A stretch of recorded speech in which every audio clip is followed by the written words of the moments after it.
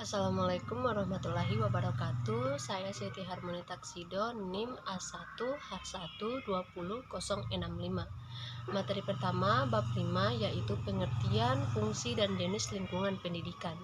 Menurut Certain, ahli psikologi Amerika, menyatakan bahwa lingkungan meliputi keadaan dan seluruh alam dunia dengan cara-cara tertentu yang mempengaruhi tingkah laku dan perkembangan serta pertumbuhan kita. Menurut Ki Hajar Dewantara, lingkungan pendidikan meliputi lingkungan keluarga, lingkungan sekolah, dan lingkungan masyarakat, atau biasa disebut dengan tripusat pendidikan. Lingkungan keluarga merupakan lingkungan utama dan pertama yang merupakan lingkungan informal yang dirasakan oleh anak. Yang kedua, lingkungan sekolah atau lingkungan formal yang merupakan penyambung atau lingkungan yang membantu lingkungan keluarga untuk mengajarkan anak hal-hal baik. Yang ketiga ada lingkungan masyarakat, yaitu merupakan lingkungan non-formal di mana cakupan lingkungan masyarakat lebih luas dibandingkan dengan lingkungan keluarga dan lingkungan sekolah. Kemudian ada pengaruh timbal balik tripusat pendidikan terhadap perkembangan peserta didik. 3 hal yang sangat dipengaruhi oleh tripusat pendidikan. Yang pertama ada pembimbingan dalam upaya pemantapan pribadi yang berbudaya, menjadikan kepribadian seseorang untuk berbudaya.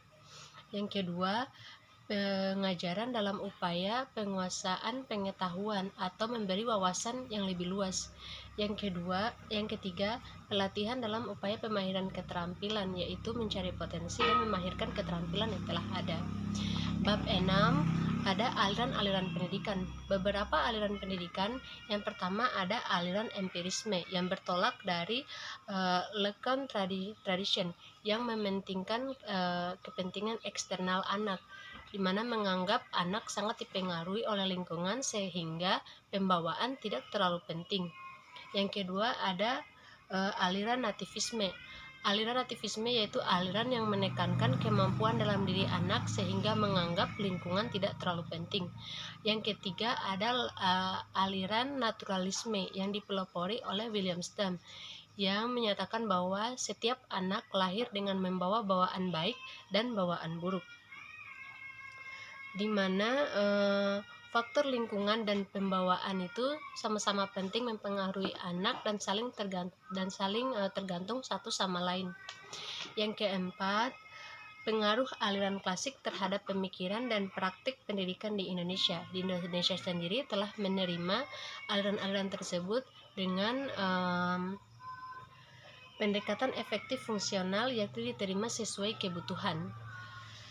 Lalu gerakan baru pendidikan dan pengaruh terhadap pelaksanaan Indonesia. Yang pertama ada pengajaran alam sekitar, yaitu pengajaran dengan memanfaatkan lingkungan sekitar. Yang kedua, pengajaran pusat perhatian, yaitu pengajaran yang melibatkan minat dan kegemaran peserta didik. Yang ketiga ada sekolah kerja, yaitu sekolah yang mementingkan pendidikan keterampilan dan untuk menyiapkan peserta didik yang siap kerja. Yang keempat ada pengajaran proyek, merupakan salah satu metode pendidikan yang ada di Indonesia yang mengutamakan pengajaran unit untuk menumbuhkan kemampuan untuk memandang dan memecahkan masalah ke depannya. Lalu ada 2 aliran pokok pendidikan Indonesia. Yang pertama ada perguruan kebangsaan Taman Siswa yang didirikan oleh Ki Hajar Dewantara di Yogyakarta pada tanggal 3 Juli 1992, yakni dalam bentuk yayasan. Serta yang kedua ada ruang pendidikan INS Kayu Tanam atau Indonesian Netherlands yang didirikan oleh Muhammad Syafi'i pada tanggal 31 Oktober 1926, di mana 2 aliran pendidikan pokok Indonesia ini sama-sama memiliki asas, upaya, tujuan, dan hasil-hasilnya masing-masing. Lalu yang bab 8 ada sistem pendidikan nasional. Kelembagaan pendidikan berdasarkan Undang-Undang nomor 2 tahun 2003 tentang sistem pendidikan nasional dapat dilihat dari segi jalur pendidikan dan program pendidikan. Yang pertama, jalur pendidikan. Jalur pendidikan ini contohnya seperti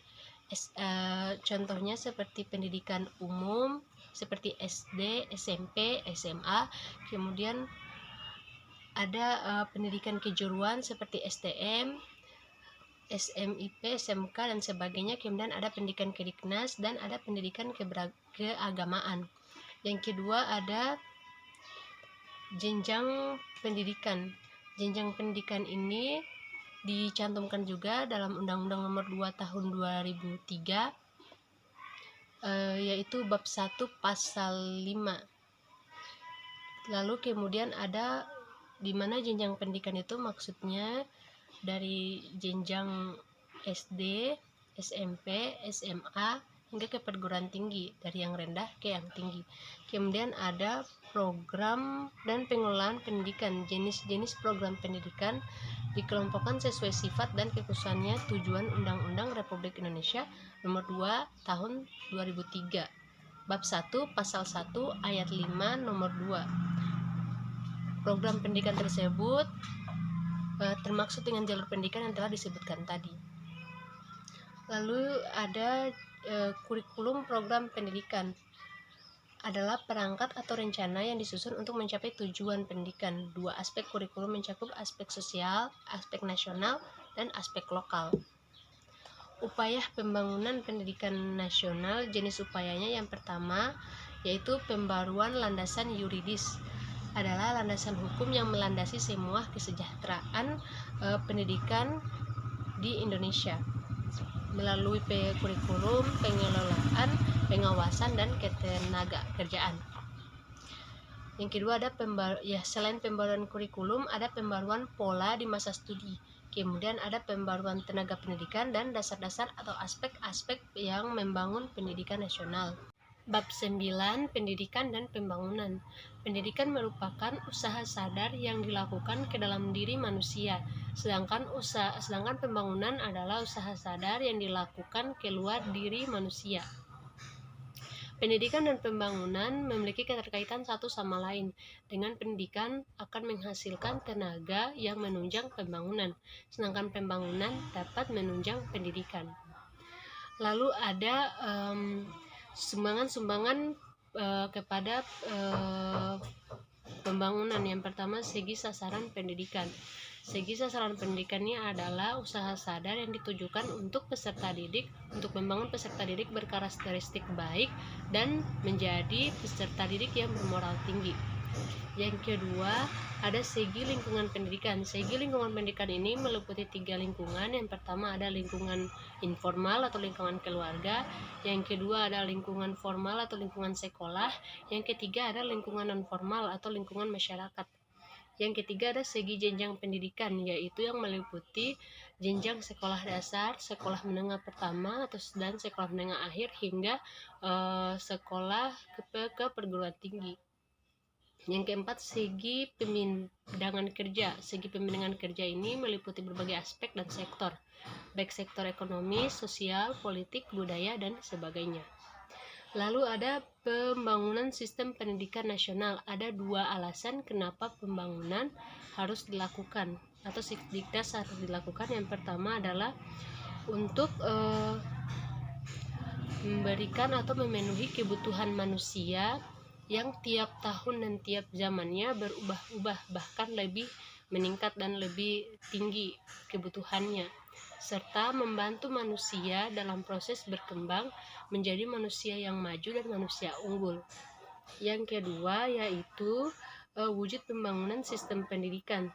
Secara makro, sistem pendidikan meliputi banyak aspek yang saling keterkaitan satu sama lain, seperti aspek filosofi dan keilmuan, aspek yuridis, struktur, dan aspek kurikulum. Yang pertama, hubungan antara aspek filosofi dan keilmuan. Dengan pengetahuan dapat memberikan peluang besar untuk manusia menaikkan kodrat kehidupannya atau hakikat manusianya. Yang kedua ada aspek yuridis. Undang-Undang 1945 sebagai landasan hukum pendidikan sifatnya relatif tetap, yaitu seperti pasal 27 ayat 1 dan pasal 34 serta pasal-pasal lainnya. Lalu yang kedua ada aspek struktur, yaitu aspek pendidikan yang mencakup jenis pendidikan, lamanya waktu belajar dari jenjang satu ke jenjang yang lain.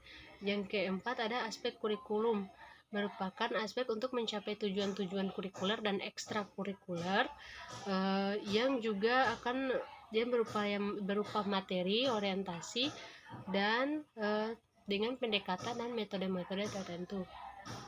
Mungkin itu aja yang dapat saya sampaikan. Lebih dan kurangnya mohon dimaafkan. Assalamualaikum warahmatullahi wabarakatuh.